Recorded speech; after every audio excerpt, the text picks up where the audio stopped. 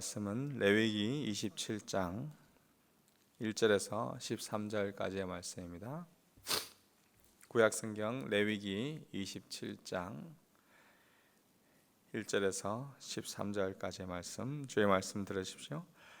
여호와께서 모세에게 말씀하여 이르시되 이스라엘 자손에게 말하여 이르라. 만일 어떤 사람이 사람의 값을 여호와께 드리기로 분명히 서원하였으면 너는 그 값을 정할지니 네가 정한 값은 20살로부터 60살까지는 남자면 성수의 세겔로 은 50세겔로 하고 여자면 그 값을 30세겔로 하며 5살로부터 20살까지는 남자면 그 값을 20세겔로 하고 여자면 10세겔로 하며 1개월로부터 5살까지는 남자면 그 값을 은 5세겔로 하고 여자면 그 값을 은 3세겔로 하며 60살 이상은 남자면 그 값을 15세겔로 하고 여자는 10세겔로 하라.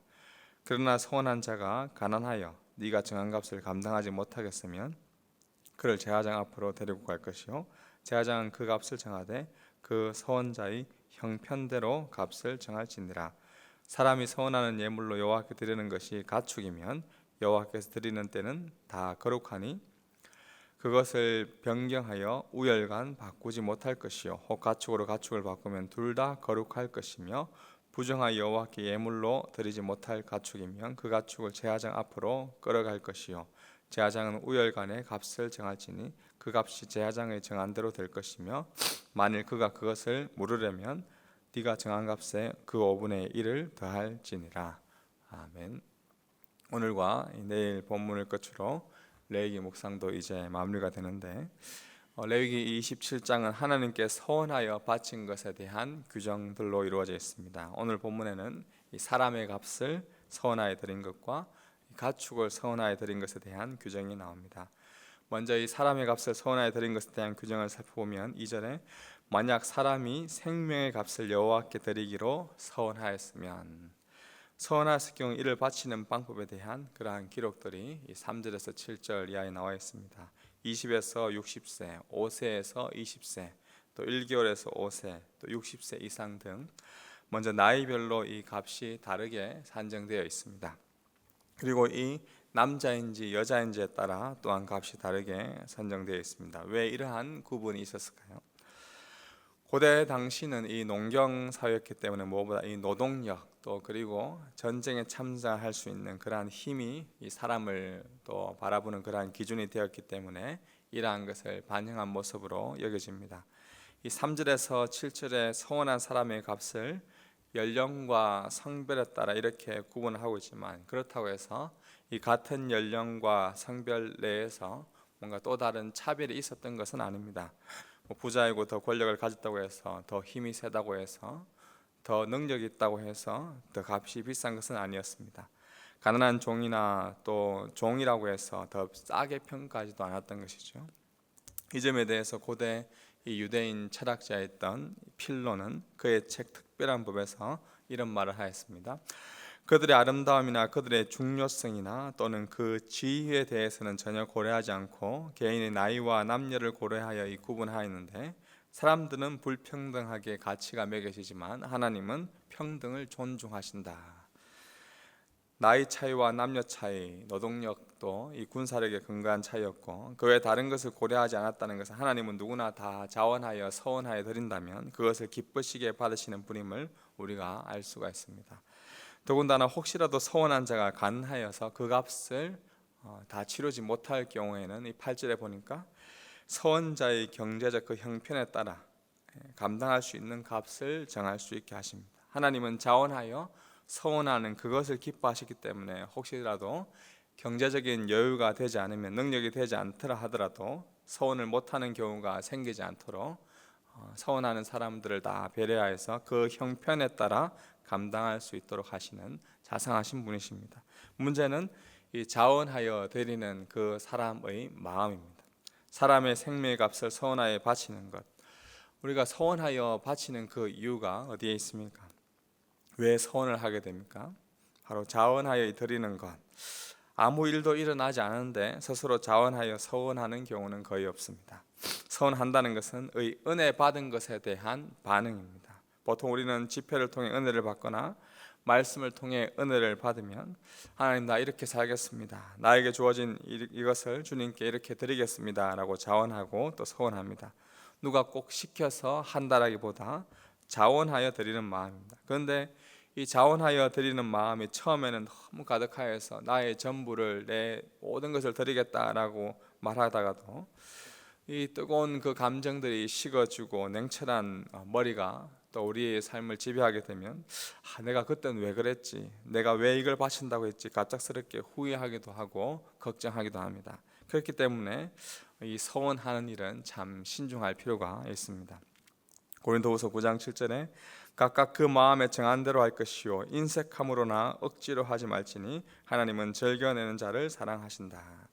하나님께 드리는 일은 인색함과 억지로 하는 마음이 아니라 기쁨으로 즐겨내는 것을 하나님께 기뻐하신다라고 말씀합니다. 계속해서 이 가축에 대한 서원의 규정도 보시면 하나님께로 바치기로 이 서원했을 경우에 부정한 짐승을 제어하고는 절대 이 바꿀 수 없다. 처음에 특정한 그 가축을 지정했으면 그 가축을 꼭 들으라라고 이야기합니다. 반드시 처음에 바치기로 작정한 것을 서원하여 드릴 것을 원칙으로 말씀하고 있습니다. 10절에 그것을 변경하면, 바꾸면 우열간을 바꾸지 못할 것이요 혹 가축을 바꾸면 둘 다 거룩할 것이다, 둘 다 바쳐질 것이다 라고 말합니다.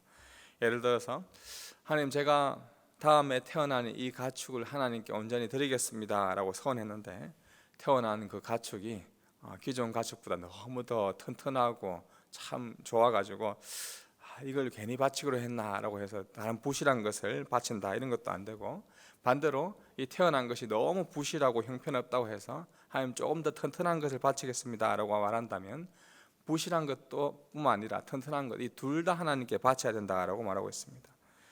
이러한 규정을 제시한 근본적인 이유는 어디에 있을까요? 바로 서원하는 이 인간의 마음에 있는 이 욕심 때문입니다. 처음에는 큰 은혜를 받아서 무조건 가장 좋은 것으로 바치려는 그러한 열심이 있었지만 막상 서운한 것을 바칠 때가 오고 그 가축과 또 다른 가축을 비교하다 보면 하나님께 처음 바치려고 했을 때의 마음은 사라지고 점점 마음에 아까운 생각이 든다거나 또 주위 것을 바라보고 욕심이 생기는 것이 인간의 본성적인 마음이기 때문에 이 특정한 것을 서원하였다면 반드시 그 가축을 바치라, 다른 것을 생각하지 말고 그 가축만 바칠 것을 말하고 있습니다.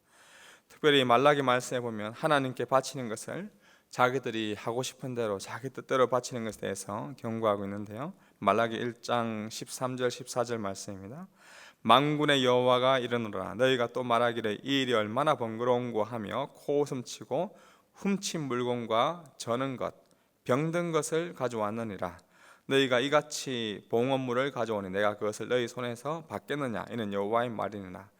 짐승떼 가운데 수컷이 있거늘 그 서원하는 일에 흠 있는 것으로 속여서 내게 드리는 자는 저주를 받으리니 나는 큰 임금이요 내 이름은 이방 민족 중에서 두려워하는 것이 됨이니라. 좋은 것을 숨기고 흠 있는 것을 속여서 바친 자는 이 저주를 받게 된다라고 말합니다. 하나님 언제나 재물을 속여서 바치고 자기들이 하고 싶은 대로 바치는 것을 경고하고 그들을 심판하십니다. 사도행전 5장에도 보면 아나니아와 삽비라가 자신의 소유를 팔아 얼마를 감추고 거짓으로 다 바쳤다고 이야기하자 베드로는 아나니아에게 네가 어찌하여 사탄이 네 마음에 가득하여서 성령을 속이느냐 하나님을 속이느냐라고 이야기했습니다. 아나니아도 그리고 그의 아내 삽비라도 둘 다 잘못한 것은 바로 스스로의 욕심 때문에 거짓으로 바친 것이 문제였습니다. 사랑하는 주의 백성 여러분, 서원을 하지 않는 것이 문제가 아닙니다. 바치지 않아서 문제가 생기는 것이 아닙니다. 하나님께 바치더라도 자기 욕심에 끌려 자기 원하는 대로 자기 방법대로 바치는 것이 문제가 됩니다.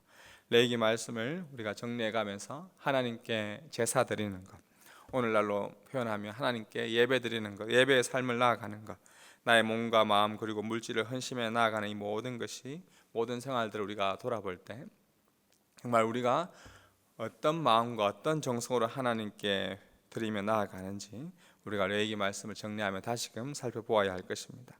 여러분은 어떤 마음과 자세로 여러분이 받은 것을 자원하여 하나님께 드리며 나아가시고 있습니까? 형편대로 배려해 주시는 그 하나님 앞에 자원하여 기쁨으로 내 삶을 드리고 헌신하는 우리의 삶이 되기를 주님의 이름으로 축복합니다. 특별히 우리를 위하여 자신을 온전히 바치신 예수 그리스도의 그 사랑을 기억하시기 바랍니다. 에베소서 5장 2절은 우리에게 이렇게 말씀해 줍니다. 그리스도께서 너희를 사랑하신 것 같이 너희도 사랑 가운데 행하라. 그는 우리를 위하여 자신을 버리사 향기로운 제물과 희생 제물로 하나님께 드리셨느니라. 우리를 위하여 자신을 온전히 다 서원하여서 전부를 바치신 그 예수님, 그분이 이 레위기의 모든 율법을 완성하신 우리의 구주가 되십니다. 우리의 제사장이 되시고 우리의 참 제물이 되셨습니다. 주님이 온전히 자신을 버리시고 하나님께 드리심으로 말미암아 모든 레위기의 제사법이 완성되고 성취되었습니다. 그 예수 그리스도의 그 드리심, 온전히 드리신 그 십자가를 바라보십시오. 온전히 바치신 그 주님의 그 사랑을 기억하며 주님께서 우리에게 주신 그 형편에 따라 나의 삶을 온전히 주님께 드리는 오늘 이 하루의 삶이 되기를 주님의 이름으로 축복합니다. 우리 아까 불렀던 찬송가 새 찬송가 216장 통일 찬송가